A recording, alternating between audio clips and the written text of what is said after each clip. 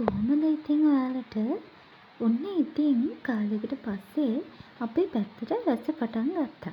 පොළොවේ ඉරිදැරිලා ගස් වේලිගෙන එද්දිම මේ වැටුණ වැස්ස නම් දිව්‍ය ඖෂධයක් වගේ. මං ඉතින් ඔන්න වැස්ස පැත්තකින් තියලා වැඩ ඇරිලා ගෙදර එන ගමන් කොච්චර වැස්සට තෙමෙන ගස්වැල් දිහා පොඩ්ඩක් බලන් ඉන්න නතර වුණා. ඔන්න ඔය ඉතින් මං ඔය එන ගමන්.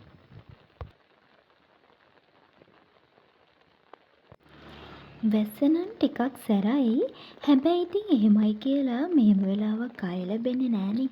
මං ඉතින් හෙමින්ම ගෙදර ගියා.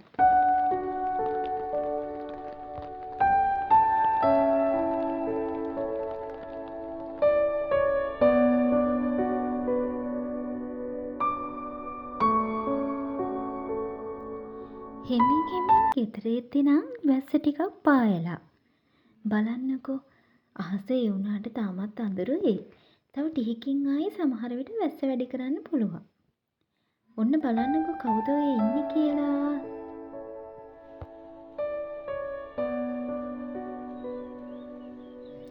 පිංකි බබා දොරකඩට වෙලා බලාගෙන ඉන්නවා.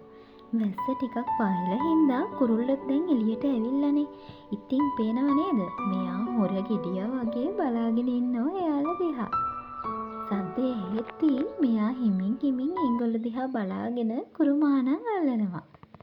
ඉතින් පේනවනේ අපේ පිංකිගේ වැඩ.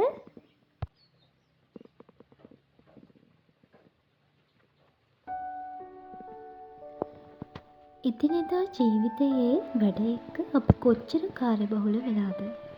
මේ කාර්යබහුලත්වය නිසා අපේ හිතට එන පීඩනය නැති කරගන්න හොඳම විසඳුම තමයි සබහා ධර්මයට ලං වෙන එක. අපිට කොච්චර නිවාඩුවක් නැති වුණත්, වෙලාවක් නැති වුණත් සබහා ධර්මයක විනාඩියක් හරි ඉන්න පුළුවන් නම් අපේ හිතට කොච්චර නිවිහැනහිල්ලක් දැනෙනවද? වේලිලා තිබ්බ පොළොවට වැහි බින්දු වැටුනහම පොළොවෙන් එන සුවඳ මනම් ඒකට හරිම ආසයි. ස්වභාව ධර්මයේ තරම් හිත නිවන තවත් ඖෂධයක් තියෙනවද? අපි හැමෝම ස්වභාවධාමයේ අයිතිකාරයෝ නෙමෙයි. අපි කොටස්කාරයෝ විතරයි. අන්න ඒක අපි හැමෝම මතක තියාගන්න ඕනම දෙයක්. එහෙනම් ඉතින් අද වීඩියෝ එකකින් ගිහින් එන්නම්.